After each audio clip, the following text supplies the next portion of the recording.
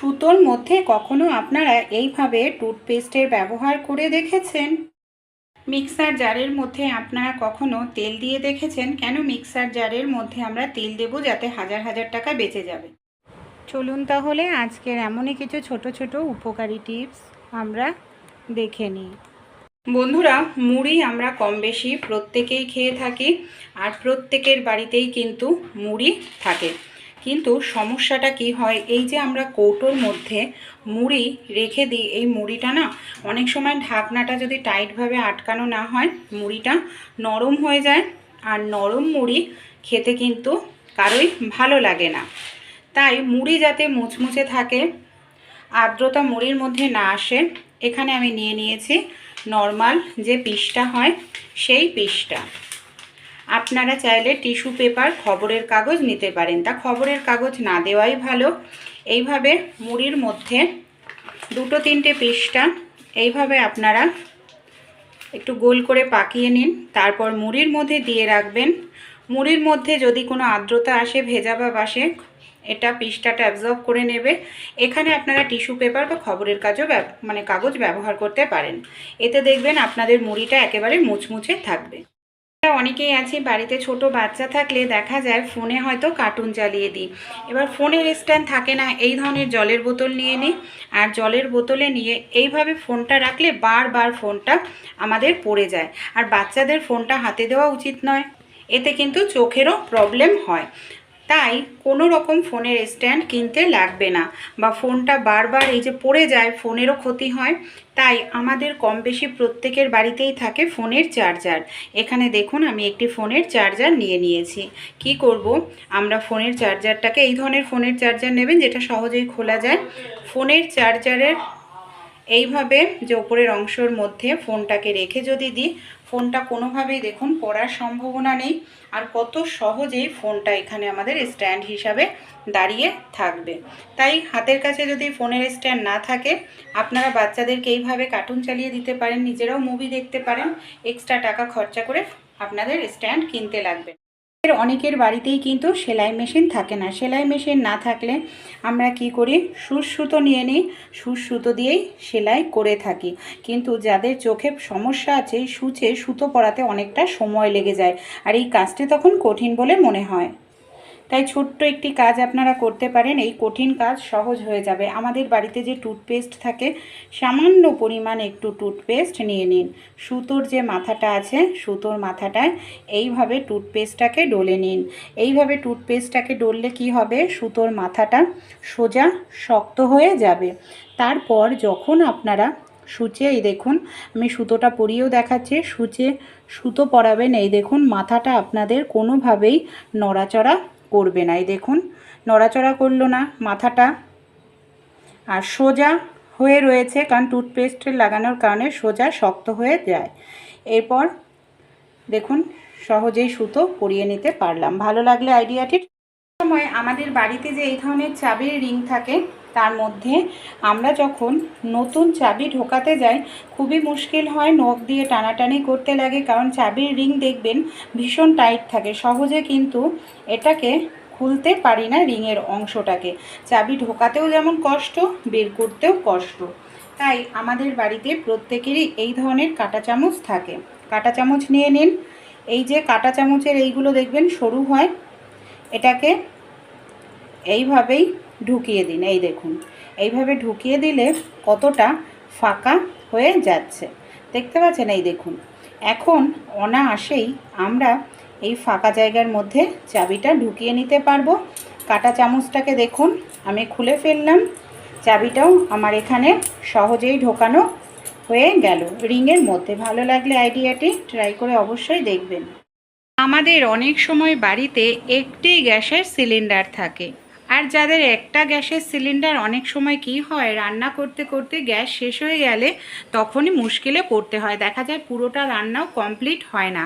তাই ছোট্ট একটি কাজ করতে পারেন। আমাদের বাড়িতে যে এই ধরনের সাবান থাকে কম বেশি প্রত্যেকেরই, তা কি করবেন, এই ধরনের কোনো সাবান আপনারা নিয়ে নিন। সাবানটা নিয়ে এইভাবে, এই দেখুন এখানে কিন্তু লাল কালারের লাল ধরনের সাবান নেবেন না, এইভাবে আপনারা সাদা বা অন্যান্য সবুজ এই ধরনের সাবান নিয়ে নিন। সাবান দিয়ে এইভাবে আপনারা ডেটটা লিখে রাখুন। তাহলে কি হবে, যেদিনকে লাগিয়েছেন আপনারা বুঝে যাবেন যে 1 মাস বা 1.5 মাস যায়, এই তারিখে লাগিয়েছে, এই তারিখে শেষ হওয়ার সম্ভাবনা, তার আগেই আপনারা বুক করে দিতে পারবেন। তাই অবশ্যই এইভাবে গ্যাস সিলিন্ডারে সাবানের ব্যবহার করে দেখুন। আপনার দাঁতেও কি এরকম হলুদ দাগ হয়ে গেছে, এমনকি পাথর জমে গেছে, পোকা হয়ে গেছে দাঁতে, কথা বলতে গিয়ে মুখ থেকে ভীষণ বাজে দুর্গন্ধ বের হয়, দাঁত মাজতে গিয়ে দেখা যায় রক্ত বের হচ্ছে, পাইরিয়ার মতো সমস্যা, বা দাঁতের মাড়িতে অসহ্য যন্ত্রণা, তাই সব সমস্যায় ঘরোয়া উপায়ে আপনারা সমাধান করে নিয়ে নিতে পারবেন। এর জন্য বাইরে থেকে কোনো রকম কেমিক্যালযুক্ত জিনিস ব্যবহার করতে হবে না।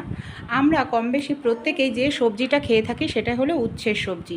উচ্ছে যেরকম আমাদের স্বাস্থ্যের জন্য ভীষণ ভালো, ডায়াবেটিস নিয়ন্ত্রণে রাখে, আমাদের শরীরকে ঠান্ডা সুস্থ রাখতে সাহায্য করে, সেরকমই উচ্ছের সঙ্গে আরও কিছু জিনিস যদি আমরা মিশিয়ে ঠিকঠাক মতো অ্যাপ্লাই করি, আমাদের দাঁত হবে সাদা ধবধবে মজবুত, দাঁতের ইনফেকশান দূর হবে, পাইরিয়ার মতো সমস্যা, যে দাঁত মাজতে গিয়ে রক্ত বের হয়, সেই সমস্যাও দূর হবে। কিভাবে অ্যাপ্লাই করতে হবে উচ্ছে যাতে আমাদের দাঁত সাদা ধবধবে হয়ে যায়, এমনকি দাঁতের সব সমস্যা দূর হয়ে যায়, চলুন দেখে নিই।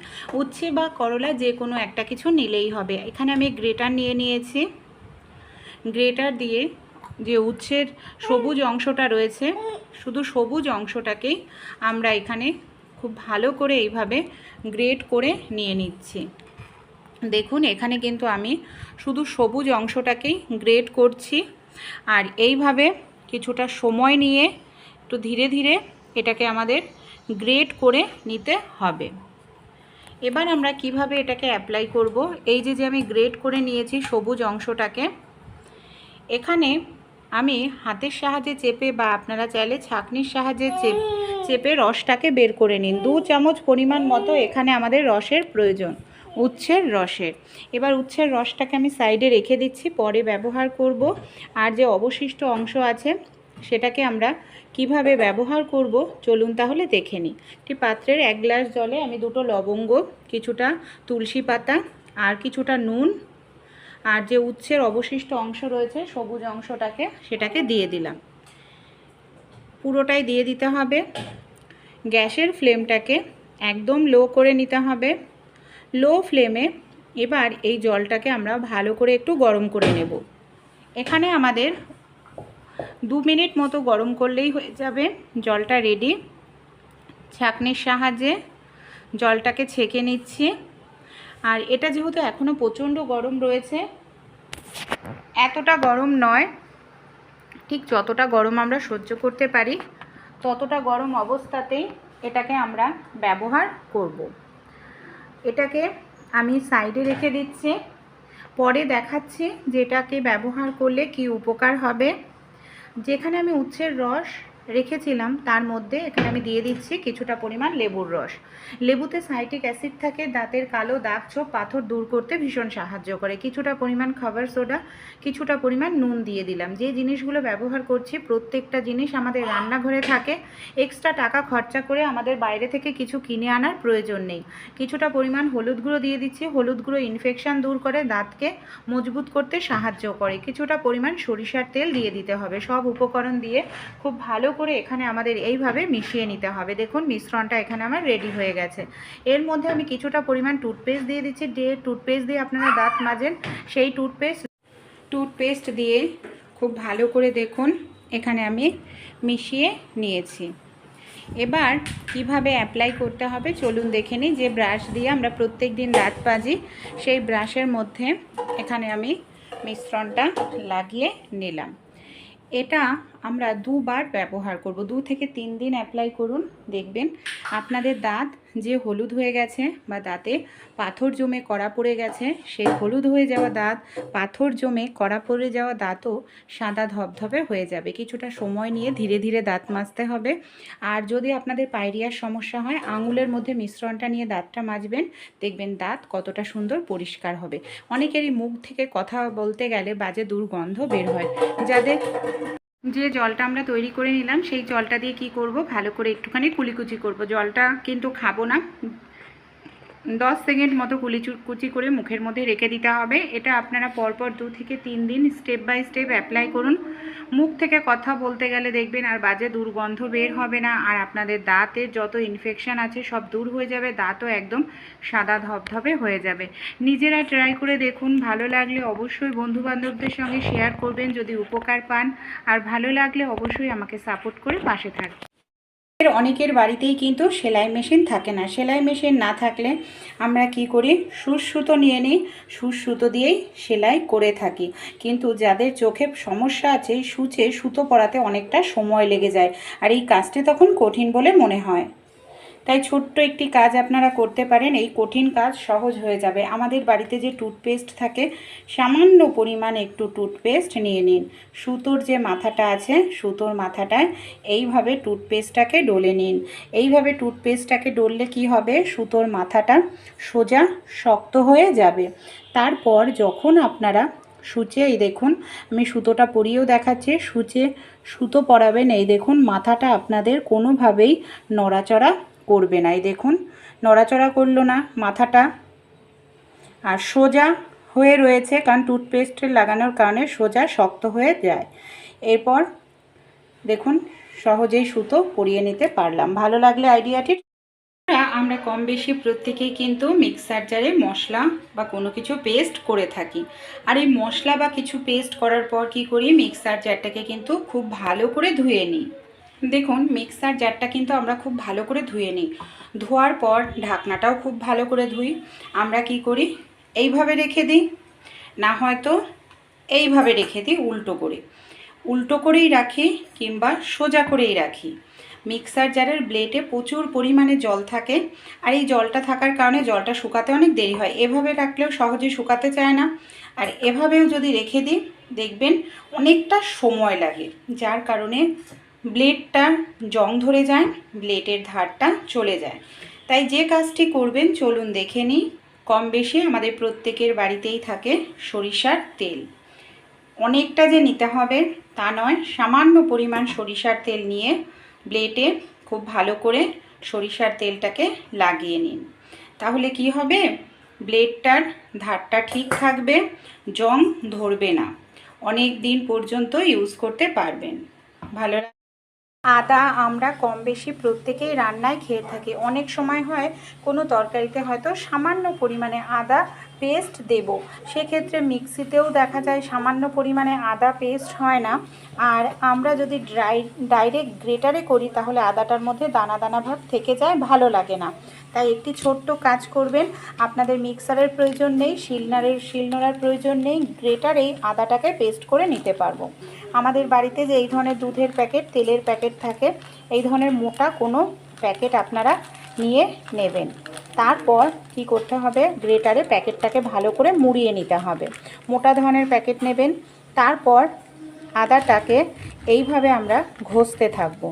এইভাবে আদাটাকে যদি ঘষি, আদাটা কিন্তু কোনো রকম দানা দানা ভাব থাকবে না, খুব সুন্দর পেস্টের মতো দেখুন আদাটা তৈরি হচ্ছে। এই দেখুন এইভাবে আপনারা মিক্সার ছাড়াই, শিলনোড়া ছাড়াই সামান্য পরিমাণে আদা পেস্ট করে যে কোনো রান্নায় দিয়ে দিতে পারেন। এই দেখুন পলিথিনটা কিন্তু ছেড়ে নিই, কারণ আমি দেখাচ্ছি। এই দেখুন গ্রেটারে একটু আদা লেগে নেই। আপনারা ভাবতে পারেন পলিথিন ছিঁড়ে হয়তো আদার মধ্যে পলিথিনের নোংরা লেগে যাবে, তা কিন্তু নয়। ভালো লাগলে, হাঁটু ব্যথা কিংবা কোমর ব্যথা, ঘাড়ের ব্যথা, বাতের ব্যথায় কি খুব কষ্ট পাচ্ছেন, বা সিঁড়ি দিয়ে ওঠানামা করতে গেলে হাঁটু ভেঙে আসছে, নিচুতে বসলে কারো সাহায্য ছাড়া উপরে ওঠা যাচ্ছে না, আর ব্যথার থেকে আরাম পাওয়ার জন্য অনেকটা টাকা পয়সা খরচা করে পেন কিলার কিনে খাচ্ছেন, যেটা স্বাস্থ্যের জন্য ভীষণ ক্ষতিকর, আর মাসের শেষে অনেকটা টাকাও খরচা হয়। বন্ধুরা, ঘরোয়া উপায় যদি অ্যাপ্লাই করা হয় স্বাস্থ্যেরও ক্ষতি হবে না, অনেকটা টাকাও বাঁচবে। চলুন তাহলে আজকের এই ঘরোয়া রেমেডিটি আমরা দেখে নিই। উচ্ছের সবজি কম বেশি আমরা প্রত্যেকেই খেয়ে থাকি, স্বাস্থ্যের জন্যও কিন্তু ভীষণ ভালো। কিন্তু এই উচ্ছের সবজি যদি আমরা সঠিকভাবে অ্যাপ্লাই করতে পারি, খুব সহজেই কিন্তু আমরা হাঁটুর ব্যথা, কোমর ব্যথা, বাতের ব্যথার মতো ব্যথার থেকে যে কষ্ট পাই তার থেকে আরাম পাবো। যেরকম উচ্ছে সুগার নিয়ন্ত্রণ করতে সাহায্য করবে, সেরকম ব্যথা কমাতেও কিন্তু ভীষণ সাহায্য করে। কিভাবে উচ্ছেটা ব্যবহার করলে আমরা ব্যথার থেকে আরাম পাবো চলুন তাহলে দেখে নিই। এখানে আমি যে উচ্ছেটা নিয়েছি, উচ্ছের বাইরের যে সবুজ অংশটা আছে এটাকে আমাদের খুব ভালো করে এইভাবে কিন্তু গ্রেট করে নিয়ে নিতে হবে। দেখুন সবুজ অংশটাকে এখানে আমি খুব ভালো করে এইভাবে গ্রেট করে নিয়ে নিচ্ছি। 2 চামচ পরিমাণ মতো নিলেই কিন্তু হয়ে যাবে। আর এই যে সাদা অংশটা বা ভেতরের বীজের যে অংশটা সেটাকেও আমরা ফেলবো না। এখানে আমি ছুরি দিয়ে বেশ কিছুটা সাদা অংশ, এমনকি চামচের সাহায্যে বীজের ভেতরের থাকা অংশটা আমি এখানে টুকরো টুকরো করে বের করে নিচ্ছি। এখানে এইভাবে আমাদের ভেতরের অংশটাকেও নিয়ে নিতে হবে। উচ্ছের মধ্যে প্রচুর পরিমাণে অ্যান্টিঅক্সিডেন্ট থাকে আর অন্যান্য কিছু নিউট্রিশন থাকে, ভিটামিনস থাকে, যেটা ব্যথা কমাতে ভীষণ সাহায্য করে। একটি পাত্রের মধ্যে বেশ কিছুটা পরিমাণ জল দিয়ে উচ্ছের অংশটা দিলাম, কিছুটা পরিমাণ নুন দিয়ে ভালো করে মিশিয়ে নিলাম। গ্যাসের ফ্লেমটাকে লোতে রেখে এই পাত্রটাকে এবার আমাদের বসিয়ে দিতে হবে। 2 থেকে 3 মিনিটের জন্য খুব ভালো করে এটাকে গরম করে নিতে হবে। অতিরিক্ত ফোটানোর প্রয়োজন নেই, লো ফ্লেমে 2 থেকে 3 মিনিট রাখলেই হয়ে যাবে। এখন যেহেতু অতিরিক্ত গরম রয়েছে, হালকা একটু ঠান্ডা করে নেব। আর যে উচ্ছের অংশটাকে গ্রেট করে নিলাম, এই অংশটার মধ্যে দেখুন প্রচুর পরিমাণে রয়েছে উচ্ছের রস। এটাকে কি করব, এই অংশটাকে একটি পাত্রের মধ্যে আমি নিয়ে নিচ্ছি। এবার এই উচ্ছের অংশের সঙ্গে আরও কিছু অংশ আমরা এখানে কিছু জিনিস দিয়ে দেব। সবার প্রথমে এখানে দেখুন আমি নিয়ে নিয়েছি রসুন। কিছুটা পরিমাণ রসুন আমরা এইভাবে গ্রেট করে এর মধ্যে দিয়ে দিচ্ছি। রসুনও কিন্তু ব্যথা কমাতে ভীষণ সাহায্য করে, সে বাতের ব্যথাই হোক কিংবা কোমর ব্যথা। এবার আমি দিয়ে দিচ্ছি জোয়ান। জোয়ানও কিন্তু ব্যথা কমাতে সাহায্য করে। রসুন আর জোয়ানটাকে ভালো করে উচ্ছের সঙ্গে আমাদের এইভাবে মিশিয়ে নিতে হবে। এরপর এর মধ্যে আমি দিয়ে দেব বেশ কিছুটা পরিমাণ হলুদ গুঁড়ো। যে হলুদ আমরা রান্নায় খেয়ে থাকি সেই হলুদ গুঁড়ো আমি এখানে দিয়ে দিলাম। এরপর দেখুন আমি কিছুটা পরিমাণ দিয়ে দিচ্ছি নুন, আর আবারও সব উপকরণ দিয়ে ভালো করে আমি মিশিয়ে নেব। তারপর এর মধ্যে আর একটি জিনিস আমরা ব্যবহার করব। ভালো করে মেশানো হয়ে গেলে এখানে আমি দিয়ে দেব সরিষার তেল। আপনারা যদি চান সরিষার তেলের পরিবর্তে কিন্তু রেড্ডির তেল বা তিলের তেল ব্যবহার করতে পারেন, যেটা বাতের ব্যথা কমাতে, হাঁটু যন্ত্রণা, জয়েন্টের ব্যথা কমাতে ভীষণ সাহায্য করে। সরিষার তেল 2 চামচ পরিমাণ মতো দিয়ে দিয়েছে। এই মিশ্রণটা আপনারা চাইলে বেশি পরিমাণে তৈরি করে রেখে দিতে পারেন, এটা কিন্তু সহজে নষ্ট হয় না। গ্যাসের ফ্লেমটাকে একদম লো করে নিতে হবে, আর লো ফ্লেমে এটাকে খুব ভালো করে এইভাবে আমাদের ফুটিয়ে নিতে হবে। আর একদম লো ফ্লেমে যখন ফোটাবেন কন্টিনিউ এইভাবে নাড়াচাড়া করবেন। নাড়াচাড়া করলে তাহলে কিন্তু এটা পুড়ে যাবে না, কারণ পুড়ে গেলে কিন্তু তার উপকারী গুণটা ভালোভাবে পাওয়া যাবে না। তাই অবশ্যই খেয়াল রাখতে হবে যাতে মিশ্রণটা আমাদের কোনোভাবেই পুড়ে না যায়। এইভাবে দেখুন খুব ভালো করে এখানে আমি মিশিয়ে নিচ্ছি। যখন তেলের পরিমাণটা বেড়ে যাবে তখন বুঝতে হবে মিশ্রণটা আমাদের এখানে পুরোপুরি রেডি হয়ে গেছে। এখন যেহেতু এটা প্রচণ্ড গরম রয়েছে তাই কিছু সময়ের জন্য অপেক্ষা করব হালকা একটু ঠান্ডা হওয়ার জন্য।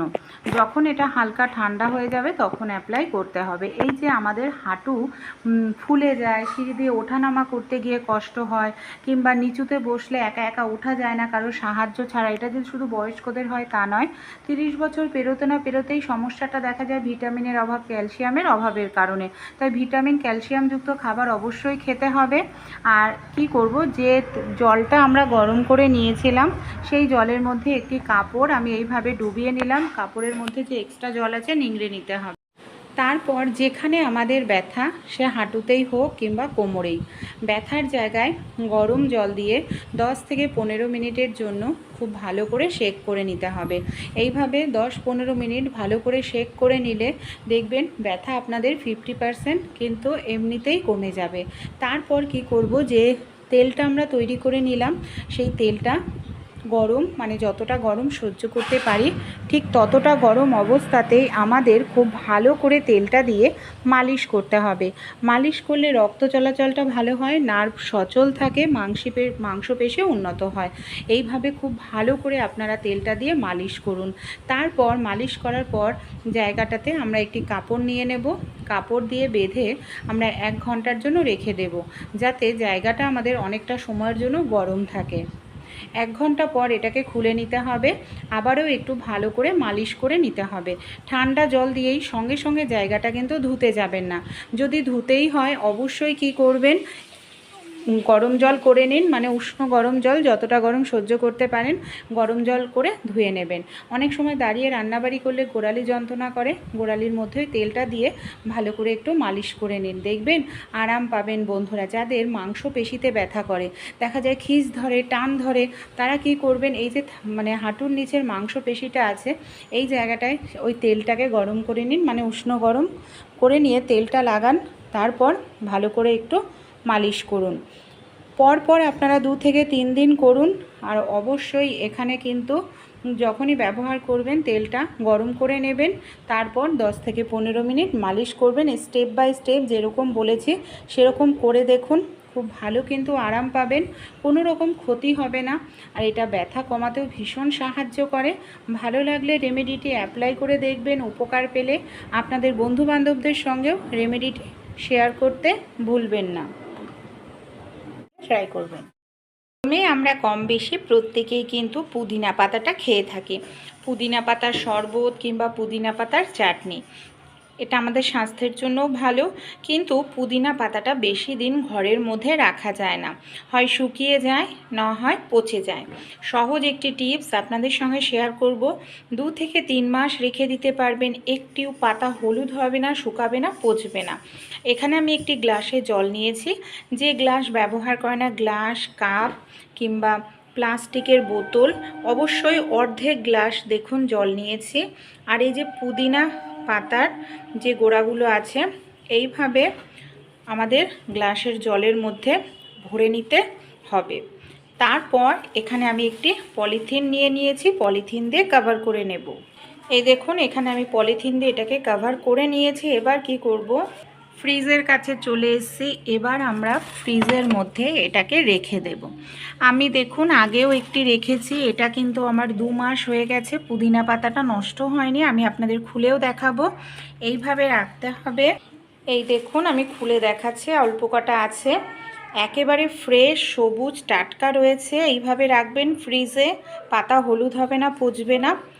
আর অবশ্যই 5-6 দিন পর পর একদিন জলটা একটু চেঞ্জ করে দেবেন, এতে পুদিনা পাতা ভালো থাকবে। যখন প্রয়োজন তখনই আপনারা ফ্রিজ থেকে বের করে একেবারে টাটকা পুদিনা পাতা।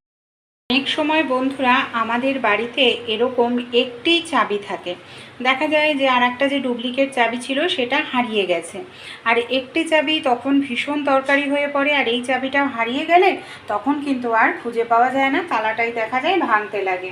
আর একটি তালা কিনতেও এখন অনেকটা টাকা পয়সাই খরচা হয়। তাই একটি কাজ আপনারা ছোট্ট করে নেবেন। সাবান আমাদের প্রত্যেকের বাড়িতেই থাকে। কি করবেন, এই যে চাবিটাকে এইভাবে সাবানের ওপর রাখুন, তারপর চাবিটাকে এইভাবে খুব ভালো করে প্রেসার করুন, এইভাবে চাপ দিন। এখানে দেখুন চাবিটাকে আমি সাবানের ওপর খুব ভালো করে চাপ দিয়েছি। এই যে পুরো সাবানের ওপর দেখতে পাচ্ছেন চাবির যে ছাপটা সেটা কিন্তু পুরোপুরি দেখুন বসে গেছে। এই দেখুন পুরো কি কোম্পানির, সেই কোম্পানিটাও বসে গেছে। এটা আমরা সাবানের এক পাশে নিয়েছি, এবার উল্টো পাশ নেব। উল্টো পাশেও ঠিক এইভাবে চাপ দেব। উল্টো পাশেও আমি একইভাবে চাপ দিয়ে দেখুন ছাপ তুলে নিলাম। তাহলে চাবি যদি কোনো কারণে আমাদের হারিয়েও যায়, কোনো রকম সমস্যা।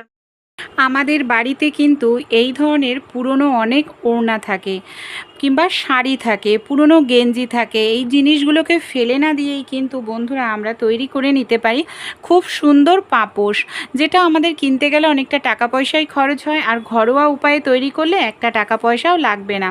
এখানে পাপোশটা তৈরি করার জন্য সবার প্রথমে দেখুন আমি একটি বিছনার চাদর এখানে নিয়ে নিয়েছি, আর বিছনার চাদরটাকে আমি এইভাবে সরু করে কেটে নিয়েছি। এবার আমি দেখুন এটাকে আমি অর্ধেক করে ভাঁজ করে নিলাম। আর এখানে দুটো ওড়না পুরনো হয়ে গেছিলো ব্যবহার করছি। এরকম ধরনের কোনো লাঠি নিয়ে নেবেন যে লাঠির নিচের দিকটা ছিদ্র রয়েছে। এখানে দেখুন এই ছিদ্রের মধ্যে সবার প্রথমে আমি এখানে এইভাবে সেলাই করে নিচ্ছি। এই যে আমি এখানে যে বিছনার চাদরটা নিয়েছি সেটা দিয়েই আমাদের কি করতে হবে, এই জায়গাটাকে সবার প্রথমে খুব ভালো করে সেলাই করে নিতে হবে, যাতে এটা কোনোভাবেই কাপড়টা না খুলে যায়, সেটা আমাদের খেয়াল রাখতে হবে। তাই আমি খুব ভালো করে এটাকে সেলাই করে নিলাম। এখানে আমি দুটো কালারের ওড়না ব্যবহার করেছি, আর লম্বালম্বিভাবে দুটো কালারের ওড়নাকেই আমরা এইভাবে কিন্তু ধরে নেব। এই দেখুন, এইভাবে আমাদের টাইট করে ধরে নিতে হবে। ধরে নিয়ে আমরা কি করব, আপনারা চাইলে এখানেও সেলাই করে নিতে পারেন, কিংবা শুধু ওড়না দুটোকেও সেলাই করে নিয়ে নিতে পারেন। এই দেখুন, আমি এখানে শুধু ওড়না দুটোকেই সেলাই করে নিচ্ছি। এইভাবে ভালো করে একটু সেলাই করে নেব। ভালো করে সেলাই করার পর ওড়নার যে মাথাটাকে আমরা এইভাবে রাখব। এইভাবে রেখে দেখুন আমি এটাকে কিভাবে বুনছি। এইভাবে দিয়ে এই যে এই রকমভাবে একটা ঘর তুলে নিলাম, আর এটাকে টাইট করে কিন্তু বুনতে হবে। এই যে দেখুন, একদম সহজ কিন্তু এটা, আর এটা যে কেউ করতে পারবে। এইভাবে দুটো ঘর আমি এই পিঙ্ক কালারটার তুললাম। এবার একইভাবেই এই যে এইভাবে ঘুরিয়ে নেব, ঘুরিয়ে সাদা কালারটার এইভাবে ঘর তুলে নেব। মানে দুটো ঘর পিঙ্ক কালারের যাবে আর দুটো ঘর সাদা কালারের যাবে। আর এটাকে যখন করবেন খুব টাইট করে করবেন। তারপর কি করব, আমরা এটাকে এইভাবে নামিয়ে নেব। এই যে এইভাবে নামিয়ে নিতে হবে। দেখুন কিভাবে জিনিসটা আমাদের তৈরি হচ্ছে। এই যে একদম কিন্তু টাইট করে এটাকে আমাদের এইভাবে বুনতে হবে। আবারও কি করব, পিঙ্ক কালারের যে কাপড়টা রয়েছে সেটাই আমি নিয়ে নিয়েছি। পিঙ্ক কালারের কাপড়টাকে ধরে এইভাবে আমি একটা ঘর বুনলাম। তারপর এইভাবে আরও একটি এই দেখুন ঘর বুনে নিচ্ছি। দুটো ঘর বোনা হয়ে গেছে। একইভাবে সাদা কালারের ওড়নাটা দিয়েও আবার আমি দুটো ঘর বুনে নেব। দুটো দুটো করে ঘর আমাদের এখানে বুনতে হবে। এই যে একদম সহজ পদ্ধতি, যে কেউ দেখলেই এইভাবে তৈরি করতে পারবেন। আর এটা করতে সময়ও লাগে না, আর খাটনিরও প্রয়োজন পড়ে না। আবার আমি সাদা কালারটা দিয়েও এইভাবে দেখুন দুটো ঘর বুনে নিচ্ছি। এখানে দেখুন ওড়নাটা আমি এতটা কমপ্লিট করে ফেলেছি। ওড়নাটা যেহেতু ছোট ছিল এর জন্য আমি এখানে একটি শাড়ি কিন্তু নিয়ে নিচ্ছি। এই দেখুন শাড়িটাকে কি করব, আমার এটা শাড়িটার মানে দুটো কালার একটা শাড়ির মধ্যে, শাড়িটাকেও আমি ঠিক এইভাবে একইভাবে যেরকমভাবে আমরা প্রথমবার শাড়িটার মানে ওড়নাটার ঘর তুললাম, এই দেখুন এটাকেও ঠিক এইভাবেই আমরা কি করব, ঘর তুলে নেব। এই দেখুন এইভাবে আমি ব্লু দিকটার ঘর তুললাম একদিকে, তারপর আমি এখানে হলুদ কালারের যে অংশটা রয়েছে শাড়িটার ভেতরে সেই দিকটার ঘর একদিকে তুলে নিচ্ছি। এই দেখুন দুটো দুটো করে ঘর কিন্তু এখানে আমরা তুলব। এইভাবেই ঘরটা আমাদের তুলতে হবে। যখন ভরে যাবে তখন আমরা এটাকে নিচের দিকে নামিয়ে নেব। যেরকমভাবে ওড়না নামিয়ে নিয়েছি সেরকমভাবেই এটাকেও নামিয়ে এই যে নিতে হবে। চলুন তাহলে এইভাবেই আমরা শাড়িটা বুনে নিই।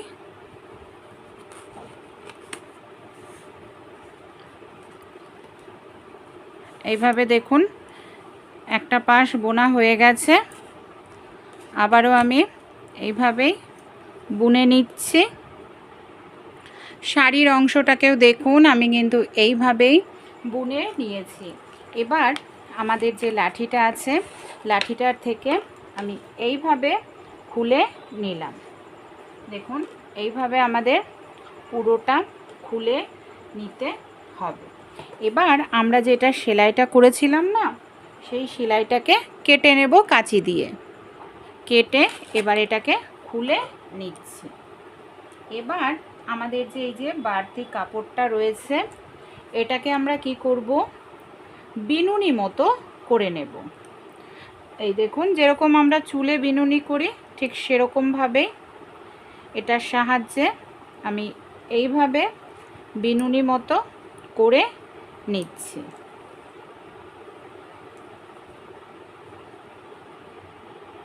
বিনুনির মতো করার পর কি করব, এটা যাতে খুলে না যায় কাপড়টা, এর জন্য আমরা সুচ সুতো নিয়ে নিয়েছি। সুচ সুতোর সাহায্যে খুব ভালো করে এটাকে আমি সেলাই করে নিচ্ছি। পাপোশটা তৈরি করার জন্য আপনারা চাইলে এই মাথাটাও ধরতে পারেন, এইভাবে তৈরি করতে পারেন পাপোশটা, বা আপনারা চাইলে এই মাথাটাও ধরতে পারেন। তা আমি এই মাথাটাই ধরব। সবার প্রথমে এটাকে এইভাবে গোল করে ঘুরিয়ে নিচ্ছি। ঘুরিয়ে নিয়ে কি করব, এই জায়গাটায় সুচ সুতো দিয়ে আমরা এইভাবে, দেখুন এখানে আমি কিছুটা অংশ সেলাই করে নিয়েছি। আবারও এইভাবে একটা একটা পার্ট মানে গোল ঘোরাতে হবে, আর এটাকে আমাদের এইভাবে সেলাই করে নিতে হবে। আর এই সেলাইটা যেহেতু মাঝখানে থাকবে, তাই কিন্তু কোনোভাবেই সেলাইটা আমাদের বোঝা যাবে না। দেখুন এইভাবে আমি গোল ঘুরিয়ে এই শাড়ির কাপড়ের সঙ্গে ওড়নার কাপড়টাকে এইভাবে সেলাই করে নিচ্ছি। এইভাবে আপনারা সহজেই তৈরি করতে পারবেন, কাটতে হবে না শাড়ি, এমনকি যে অনেকটা সময় লাগবে তাও নয়, খুব তাড়াতাড়ি তৈরি হয়ে যায়। এইভাবে গোল করে পুরোটা সেলাই করব। দেখুন তাহলে আমি এইভাবেই পুরোটা সেলাই করে নিয়েছি। যে কোনো এক পাশ আপনারা ব্যবহার করতে পারেন। কতটা সুন্দর পাপোশ তৈরি হয়ে গেল পুরনো শাড়ি দিয়ে, পুরনো কাপড় দিয়ে। এটাকে আপনারা যে কোনো জায়গায় রাখতে পারেন। ভালো লাগলে আইডিয়াটি অবশ্যই আপনারাও ট্রাই করবেন। যে কোনো এক পাশ আপনারা ব্যবহার করতে পারেন, আর এটা সহজে খুলবেও না, অনেক দিন টেকসই হবে।